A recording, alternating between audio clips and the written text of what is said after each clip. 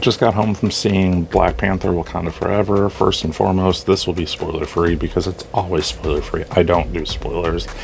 I'm not a fan of people who do spoilers unless you're like spoilers and have, plenty of warning. So, Black Panther Wakanda Forever had some pretty big shoes to fill. So, not only did it have to follow up one of the MCU's biggest films in Black Panther, it had to do so without its star, Chadwick Boseman, who passed away far too early. And wow, I'll give it credit because going into it, I had pretty mid-level expectations, we'll put it that way. I really thought that Ryan Coogler got his, in over his head, and I didn't think that he could really pull it off. And it was nothing against him. It's just with the very small delay that they added to it from its original release date, with the passing of Boseman, I just wasn't sure. I'm not going to say, obviously Iron Man is what cemented the MCU, and they've struggled since, they lost him. They really did. But with this, it almost felt like a return to form. Like, they handled everything incredibly well. I thought that they handled the passing of T'Challa in the film very well. They handled the grief of the characters very well. I don't foresee it being nominated for like a Best Picture or anything like that. It didn't have the guts that it needed to in order for that. I could see Angela Bassett getting a supporting actress nomination or a Best Song nomination, editing, effects, obviously, sound design, that type of stuff. But I don't see like a Best Picture nomination in the future. And Bassett, I only see getting a nomination if it's a pretty weak year for the category as a whole.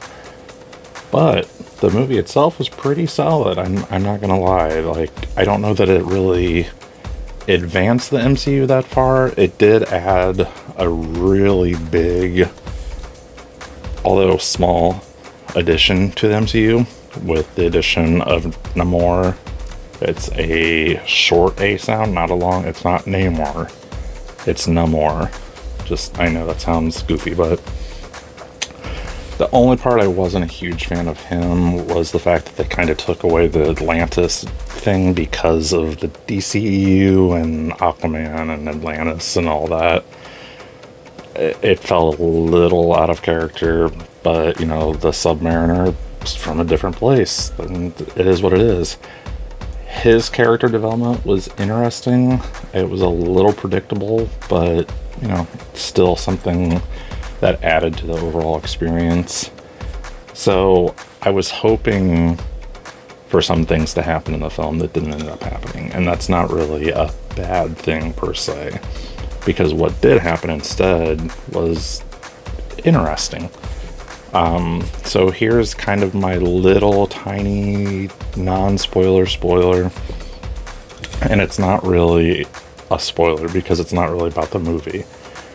If you haven't seen it and you don't like to know anything in terms of the post-credit scenes, not what they're about because I won't spoil that, but in terms of maybe how many, that type of thing, you might want to turn off now. But if not, so there is only one post-credit scene, and it's not a post-credit scene, it's a mid-credit scene that takes place after the stylized credits. So all that happens at the very end of the credits, where we're normally sitting in the theater waiting, says Black Panther will return, which we obviously knew that, so that wasn't much of a surprise to anybody. But yeah, there's a mid-credit scene right after the stylized credits, and then you can book it on after there. It's kind of a refreshing take for an MCU film. The director said that the reason, or the producers and directors said that the reason they did that is because this isn't your traditional type of MCU film. The impact, especially of the mid-credit scene, was so important that they felt like it would lose some of its impact going from that to then something else, the tag at the end. So yeah, it is what it is. I'm curious to hear what your guys' thoughts are. Make sure you subscribe and like the video if you liked it, and we'll go from there.